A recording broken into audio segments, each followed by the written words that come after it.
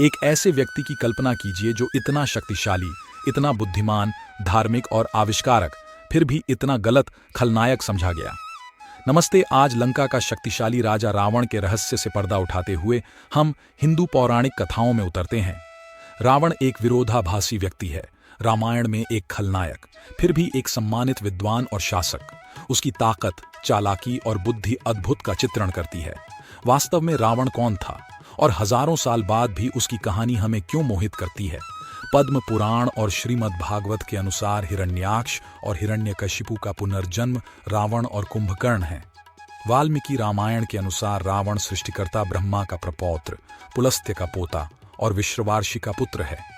विश्रवा की वरवर्णिनी और कैकसी नाम की दो पत्नियां थीं। वरवर्णिनी के पुत्र कुबेर और कैकसी के रावण, विभीषण, कुंभकर्ण और शूर्पणखा थे। तुलसीदास जी के रामचरितमानस में रावण का जन्म एक श्राप के कारण हुआ लिखा है। नारद और प्रताप भानु की कहानी को रावण के जन्म का कारण माना जाता है। पिता ऋषि विश्रवा ने उन्हें दैवीय ज्ञान और बुद्धि प्रदान की और माँ कैकसी ने उनमें घमंड की एक तीव्र भावना और शक्ति की भूख पैदा की। ज्ञान और महत्वाकांक्षा के इस अनूठे मिश्रण ने रावण के असाधारण जीवन के लिए मंच तैयार किया। रावण के जीवन में एक महत्वपूर्ण व्यक्ति उसके सौतेले भाई, धन के देवता कुबेर थे।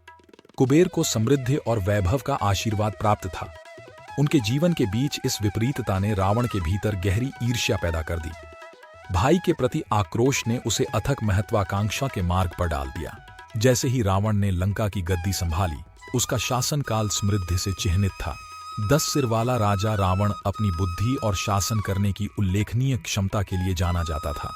उसके शासन में लंका धन और प्रचुरता की भूमि थी। लेकिन रावण की महत्वाकांक्षाएं लंका पर शासन करने तक ही सीमित नहीं थीं। सत्ता की उसकी इच्छा अतृप्त थी, जिसके कारण उसने अन्य राज्यों को जीत लिया और अपने क्षेत्र का विस्तार किया। भगवान शिव को समर्पित रावण एक प्रखर विद्वान और वेदों का झांता था।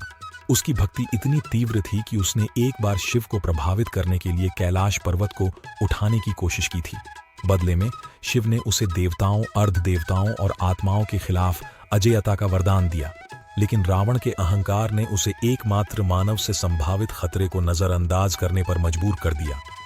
कहा जाता है कि महेश्वर में रावण ने कार्तवीर्य अर्जुन से युद्ध किया और हार गया था।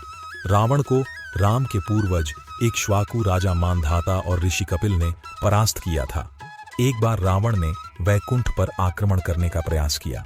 वैकुंठ की राजधानी श्वेतद्वीप में उसे बुरी तरह हरा दिया और पीछे हटने के लिए मजबूर होना पड़ा। उन्होंने अयोध्या के राजा अनरण्य को मार डाला। हालांकि उन्होंने रावण को राम द्वारा मारे जाने का श्राप दिया था। रावण ने पुष्पक विमान के लिए अपने भाई कुबेर से युद्ध किया था।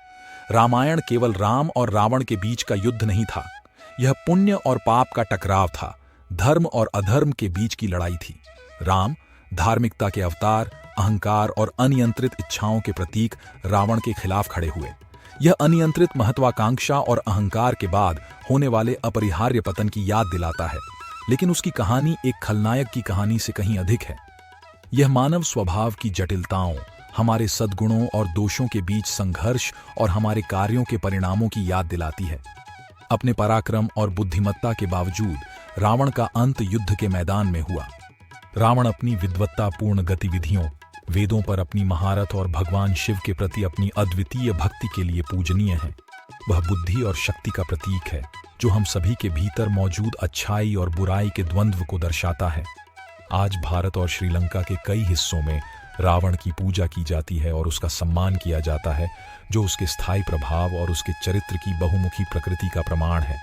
पसंद आया तो सब्सक्राइब, लाइक, शेयर, कमेंट कीजिए।